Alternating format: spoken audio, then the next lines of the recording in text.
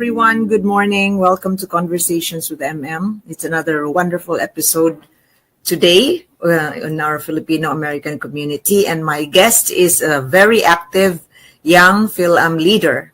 He is Clifford Robin Temprosa, who just came back from the Philippines, expanding his business.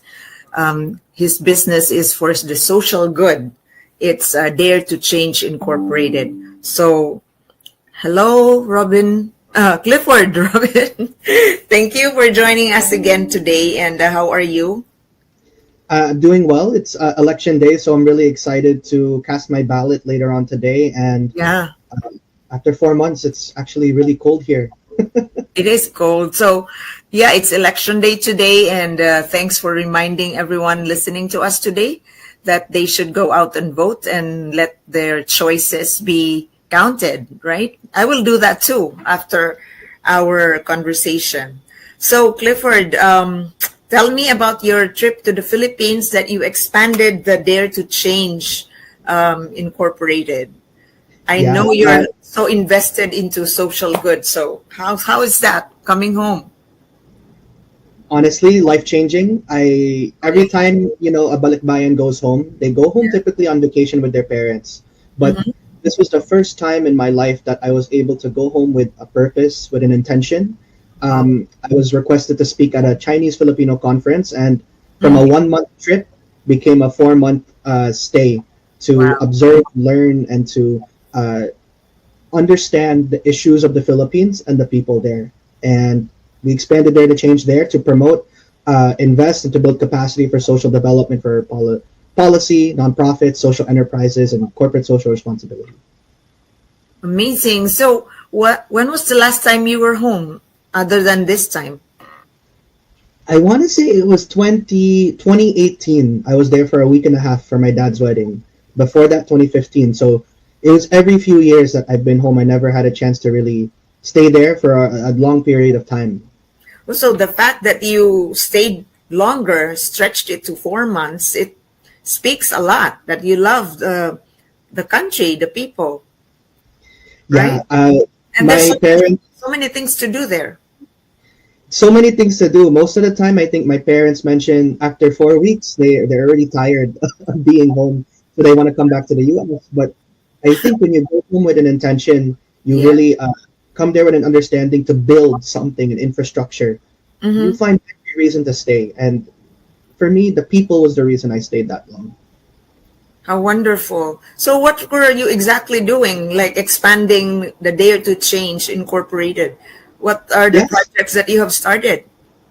So ultimately, we registered the business with the BIR and the SEC, but we were meeting with politicians, nonprofit leaders, professors of institutions, community leaders, young people, to understand what are the main issues of the culture, especially at a time when I was there that the Nepo baby TikToks were going all over the place, the flood corruption scandals, the government corruptions, the new EDSA rally was there. And at the time, I wanted to be humble because, again, I was not raised there. I was just born there. So I wanted to learn what the people's frustrations were. And we documented a lot of these pieces to understand that actually the frustration comes from attitudes and the values that nonprofits are really, really struggling out there with U.S. aid being cut. A lot of people are losing hopes in the political landscape. And so we created systems, which I can explain later on, to mitigate, to garner hope for the people there. What systems are these? Like, were you recommending something to nonprofits? Yes. So we had a few impromptu consulting sessions with a few NGOs, large-scale NGOs, to provide some solutions to their operational capacity, their marketing strategy, their grant system, even their fundraising strategies. From there, we were introduced to both large-scale NGOs and startup NGOs, both of whom are doing great work, but the same issue, actually very similar to Asian American nonprofits. They lack capacity. People still view them as charity. And when you view something as charity, you tend to just throw money at it without concern over the money you give to them. But these nonprofits are living businesses, right? They're mission-driven businesses. So a lot of the times they are suffering without They are suffering because they lack individuals to work at their NGOs, and they have no one to necessarily train them, right? Mm-hmm. On top of that, a lot of stigma when it comes to the current landscape of how are they getting funded, which politicians and families are funding them too. Yeah. So, what is the main problem of the Filipino non-profits? Is it capacity building or the resource pool? Like, Well, I think the donating market or pool. it's not one singular issue. I think it's intersectional, right? Uh-huh. It's the lack of resources, the lack of funds, the lack of capacity, the lack of, I want to say, positive attitude to how people view nonprofits, right? A lot of the times they view it as a tax write off, which legally it is. However, these nonprofits need systems to guide them. So even if I gave them 500,000 pesos today, the Yeah. question that most business owners have, especially mid-sized business owners, MSMEs, are what are they going to do with the 500,000 pesos, right? Mm. That's exactly the same reason they don't want to donate to a large nonprofit. It's because they feel like their money is just piso lang compared to every other donation they get. And so I think it's all three: capacity, infrastructure, and values and attitude. Mm-hmm. This is very interesting, Clifford. We teach sacrifice, not systems. So you're looking at rethinking financial literacy sa Pilipinas. So could you explain this? Like, we have a problem on financial literacy, yes, but Yeah. that is compounded by the poverty situation there. Like, people would think like, oh, it's so hard for me to save. I couldn't even survive. I couldn't even afford to buy quality food. So could you tell us how you approach this kind of education to the people? So first and foremost, it's the awareness piece, right? Because Mm-hmm. with the awareness piece, we're able to have these, I want to say, difficult conversations, because for a lot of people, they're medyo difficult pa to have these conversations where we talk about the issue through a policy lens. Meaning, Mm. if poverty is a prevalent issue in the Philippines, why are credit card companies promoting, buy it now, buy it later, right? Where zero Adjust. interest now, they attack you with interest later. Yeah. Yeah. That's one issue. Another issue is how, on the people's side, when they believe that the system cannot sustain them, they Mm-hmm. choose and tend to make decisions that ultimately are poor financial decisions. Meaning, my life may never ever get better, so I might as well enjoy the money I make now. So on a 30,000 peso salary, call center salary, most Yeah. people are willing to not save and just spend on vacations, goods, which you have to have the empathy to understand where they're coming from.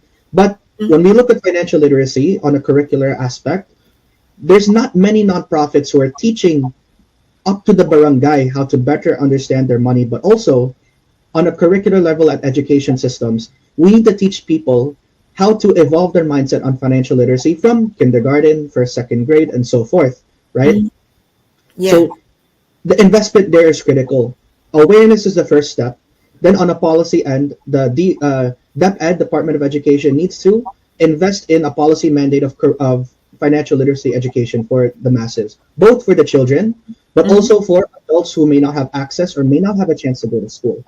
And then the third is to test it on a barangay level. How are the economic situations improving for these people who have gone through such a curriculum? So who are you tapping um, with in order to implement this financial literacy program? Are you connecting with politicians or legislators or nonprofits, cooperatives who are going to handle curriculum substantially about this?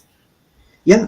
So actually, it's funny you mentioned that, because our mentality is that we want to start at the lowest level, of the government, which is the barangays, right? Because the Mm. barangays are the most vulnerable populations. Now, there are some businesses and some successful business owners who understand this is an issue, and they've created curriculum via nonprofits, via teaching books. The problem is the connection of how do we get that passed in the LGU, and so it's actually we have to work with everyone. Yeah. However, we're of the mindset that we can be a third space where people can support our work, in which it's not deeply government related, it's not deeply politically related, because we're not a nonprofit, we're also not a government system. we are like, let's say, a third party that can implement and administer the program. So whether it's an LGU, whether it's a private funder or a business, we're able to very distinctly administer the program and work with locals hyper locally, because we train the people in the barangays to advance this curriculum and advocacy, the policy advocacy. So this is where the Dare to Change nonprofit of yours is coming in.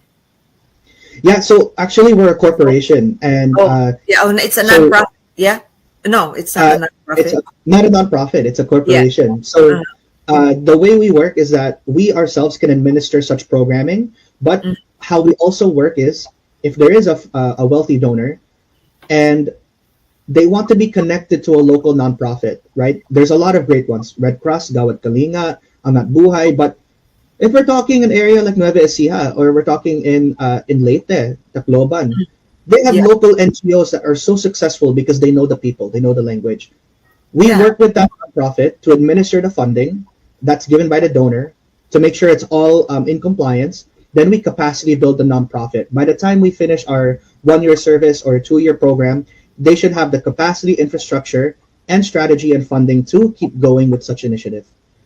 Amazing. So that's exciting, right? It's like you're laying the foundation, you're planting the seeds of that kind of approach. Amazing. Yes, I think what I've observed is a lot of nonprofits, a lot of businesses, they tend to say that they're sustainable and that they support UN SDG goals, which I think is deeply important. However, we notice in the United States, when a government cannot provide social services to the people, nonprofits have the capacity to be contracted to do mental health work, to do housing work, to do legal aid work, to do workforce development work. And so I think now is an interesting time because a lot of NGOs are interested, or some of them already have started to go into social services. The balance here is, if we go super full on social services, sometimes the government may use that as an excuse to not improve themselves because they're already giving work to someone else to do. I see. So you have to really empower the communities themselves, or local grassroots organization. But then you have a lot of work to do in there. Do you think it's more exciting to work in the Philippines or in the US or New York? I think it's equally as exciting because the Asian American community here is so vibrant, and the same issues that we see, the values, the attitudes, the philosophies, have translated to America, but have evolved themselves into the issues of Asian American culture, such as assimilation. In the Philippines, we talk less about competition of resources via, if you're Korean or Indian, we talk less about the idea of racialization. And we talk more about geographically how is resources allocated. And so I think the most exciting piece is that people in the Philippines are excited. They want the change. I think it's about how do we lead it in a way that's effective for all aspects of society, and for them to remain hopeful about the next 10 years of the country. Right. Oh my God. You know what? You're a Filipino by blood or by birth, but you have been raised here in the US. So how is it adjusting, like you adjusting to them and them adjusting to you? Is there not a gap? Did you try to close the gap if ever there was? And what were they thinking of you? Or was it like automatic gel? In my experience, it was automatic gel, because as much as I was raised dito sa America, I'm Chinoy. I'm Chinese by blood, Filipino by heart. And so when you move to America, right? When you move to America, most of the time, Filipino families have the Filipino culture, then assimilate to the American culture. However, for me, as much as I was raised in New York, between the Filipino and American, between the Tagalog and the English, was Hokkien, Lanangwe, or Chinese. Right. Because we're from San Juan, where our history is in Binondo. And so I was protected from a layer of assimilation, because before I viewed myself as American, I viewed myself as Chinese then. So when I got home, the most supportive communities were the Chinese Filipino communities. And when I did speak to solely Filipino communities, they actually were surprised that I was not as outwardly privileged as different folks who come back home and have a journey back home. Wow. So the Chinese community embraced you immediately. So there was no it immediately felt comfortable. Immediately felt comfortable because in their lens, Yeah. we're a double migrant, my family, from China Yeah. to the Philippines, from Yeah. Philippines to America. Yeah. Most of the time, once Chinoys leave the Philippines to go to America, they kind of identify themselves as solely Filipino because in the conversations with other Philams or Filipinos, Yeah. they have to be Filipino. They cannot speak Chinese. They don't hear the language and dialect that we speak back home. The traditions here are different, and we're viewed differently as compared to Taiwanese or Chinese Americans. Yeah, but you know what? I'm Filipino and I also have a lot of ancestry with Chinese, and that's typical among many of us. You're either your ancestry is mostly Chinese or Spanish Filipino, Chinese Filipino. That's our melding of our culture, right? So in any which way, I would feel comfortable to being identifying like, oh, I am mostly my blood is Chinese and Filipino heritage and all that. You know how very, very mixed we are. So I don't think it got you so for so long to adjust there, right? You in fact immediately did you miss those things? Like you were 2 years old when you came here, but I saw the pictures. You identified with the siopaw. Do you even eat siopaw here in the U.S.? I eat the siopaw here, but the siopaw is like Cantonese style, Manhattan Chinatown style. Yeah, Iba, yeah. iba, iba talaga yung Chinese, yung landang Thai, yung Chinese food sa Pilipinas. So, ano ang It mas tastes gusto mo? You can speak uh, Tagalog now, huh? uh, that's another. I was always grown up speaking Tagalog, and so I had a chance to Also, practice. I see. Also, I so see. Oh, nice. I like the Chinese food better in the Philippines because it tastes like how my lola cooks, how my ama I cooks. see. So that's Yeah. the legacy of your grandma to you, right? The palate, the Filipino palate.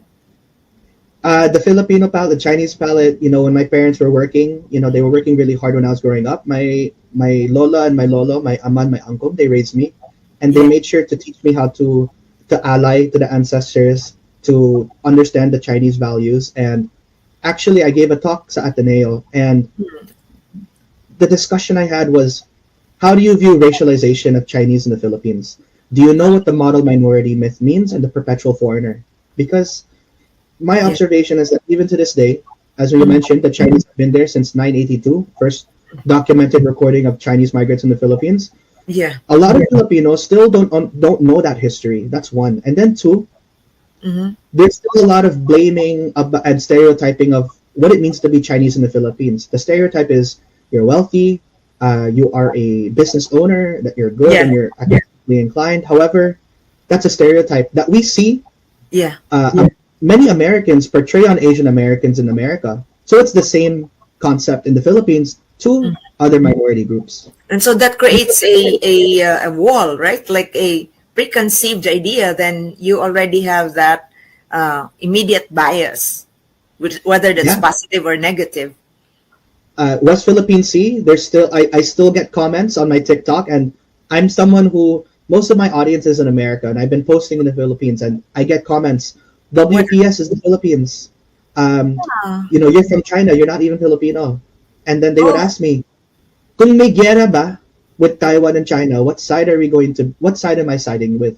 so My answer personally, is they're asking that to you. they're personally asking that, and they've been asking Chinese Filipinos in the Philippines that for the past months and years, ever since the aggressions towards the Philippines are happening, Alice Guo and the Pogo schemes. And Uh huh. you know, I want to say, and I don't speak for all Chinese Filipinos, but we're Chinese by blood, Filipino by heart. We're Filipino citizens for many of us.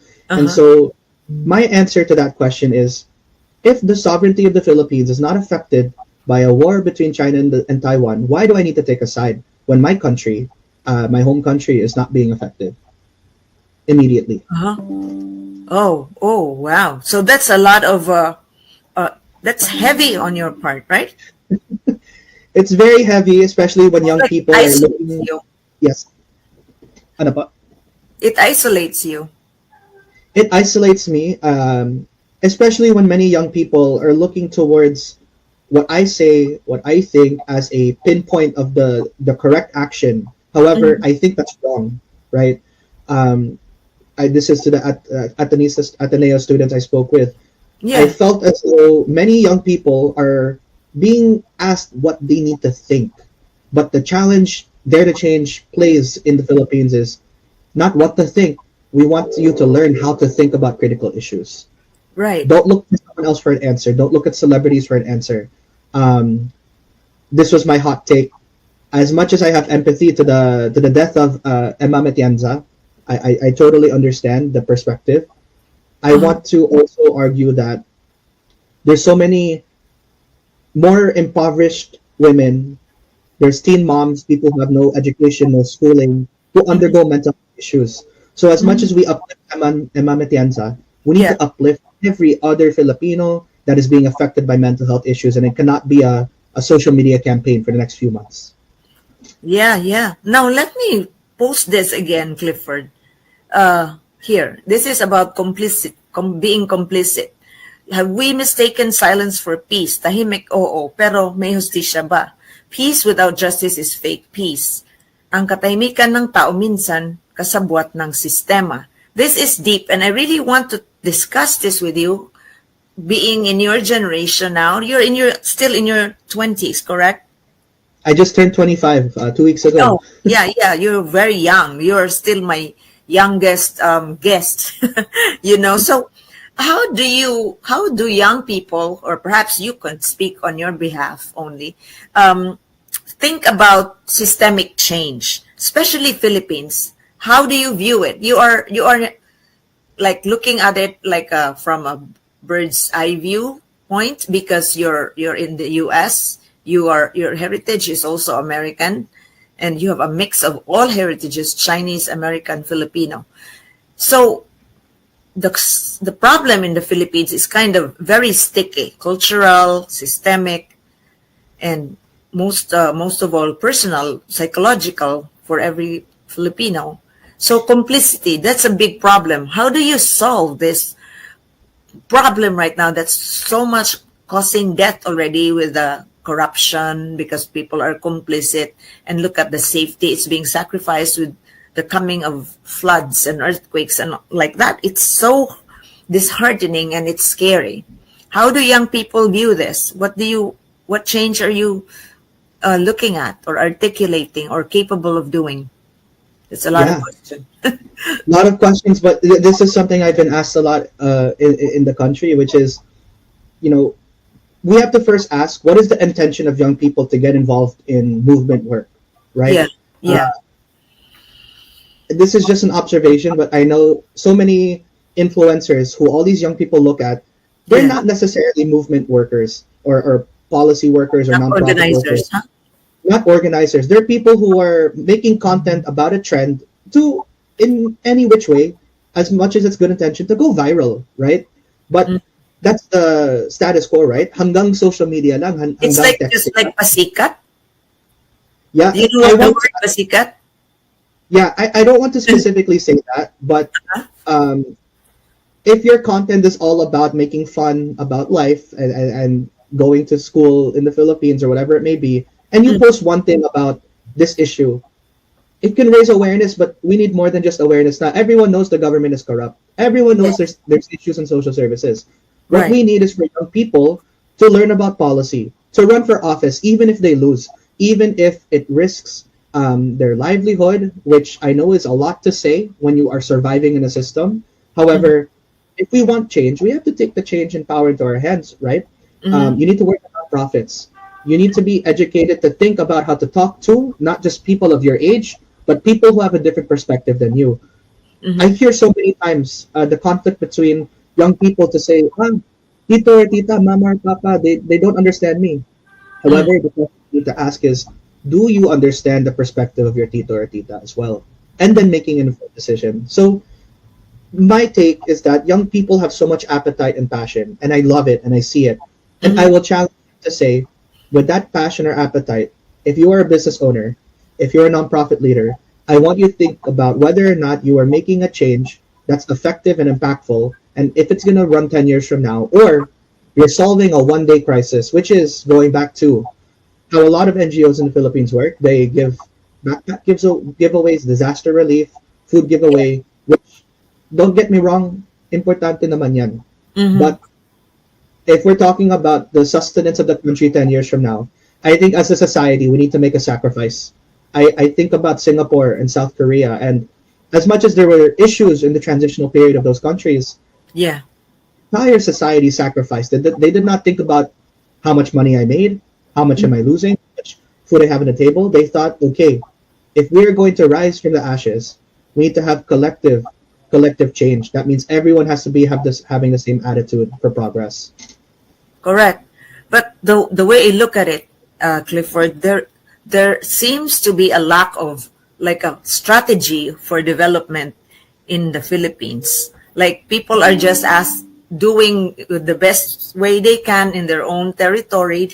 That's of course acknowledging people's limitations and resources, but on the national level, I don't know if we could ever in fact implement a national level considering the archipelagic nature of the Philippines. It could be like perhaps practically regional. So your nature, your environment are accounted for, and your people. So that becomes very workable, right? But even on that level, there is not a strategy for development. Like you see, as we mentioned, Singapore or the U.S. There was this strategy, like industrializing, setting up the train system, boosting the food back end, the farms, agriculture.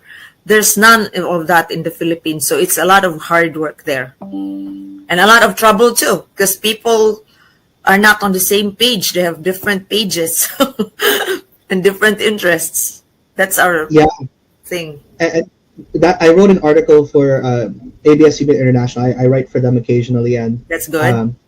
The issue is because of the dynastic culture. And by dynasty, I really don't just mean political offices. I mean the dynasty culture of you can have one person in office, then you can have your kids and your wives in office. You can retire and have your grandson in office. But it's a web, right? If you put one family in office and allow them to be in office, vote for them to be in office, take their buyout of the 2,000 peso vote to come into office, it's going to be their family who's running the businesses and the contracts, who's the nonprofits that they start, which is the web of control of society, right?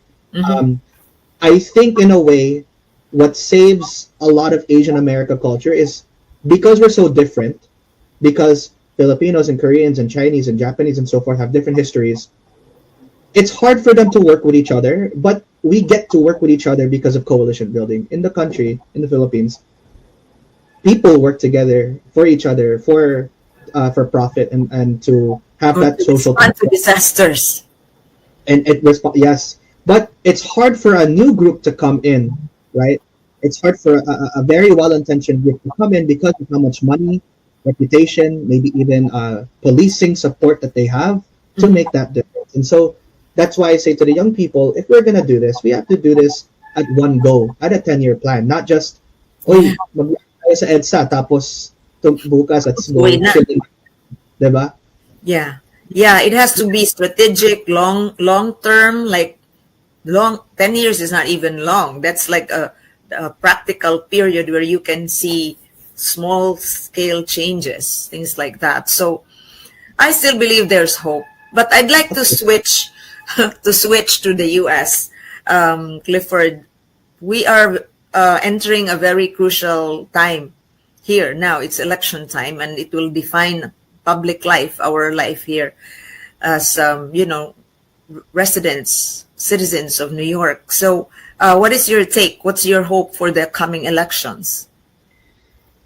My hope for the coming elections, and no matter who wins, I have a winner in mind. But for the people who might lean conservative or liberal or social, whatever party you are, I hope that you take this period of election season to understand that, hey, you could see the advertisements, but are you reading the policy? Are you reading the actual implementation plans? Do you understand how it's going to affect you? Because my whole argument is that when you mass advertise any political campaign, that Mm. just gives the people a reason to maybe not study and to just go for the most charming person in the room, right? Which is exactly what happens in the Philippines, right? Yeah. Most people If don't you're know what the handsome, you policy can is. win, most likely. Exactly. Exactly. So as we have momentum, as the Philham Democrats of New York, Philham Republicans of New York, whatever it may be, are Mm. organizing their people, people are going to be more civically engaged in the every election to come, not just this one. You know, if 500,000 Filipinos vote today, I want 600,000 Filipinos to vote next year for a local election, right? Because Right. if we're just voting for this one big election, it just says that we just want to hop on a trend, which hopping on trends is not going to change our country, nor our Yeah. state, nor our community. Right. So you have to be very consistent, and substantial at the same time. So in here, what are your projects that you're back in the US, Clifford, before we wrap up? I have What are you so doing? many. So It many. really depends on our clients. A lot of our clients ask us to do grant writing. They ask us to do storytelling marketing campaigns. They ask us I to do see. videos. Right now, what we're doing is just building an ecosystem. Mm-hmm. Uh, yeah, I just purchased their piece yesterday. Yeah, Uh, at Yaman. at Yaman, how do we scale what people seem to think is just an Asian cultural aspect, Mm-hmm. and then how do we turn that into part of the actual history of the country? Meaning, an Asian nonprofit should not get funding because they're Asian. They should get funding because they're an effective, fully scaled, fully running nonprofit.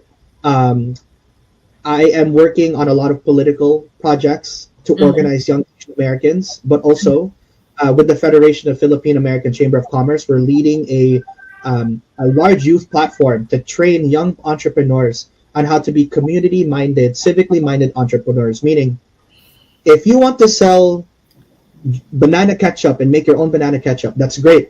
But let's Uh-huh. talk about how that turns into a nonprofit. Let's talk about if you donate money to the Philippines, don't just donate money because sometimes you give the people in the country a headache because you gave them the money, but you don't give them money to Big- pay themselves, right? Yeah.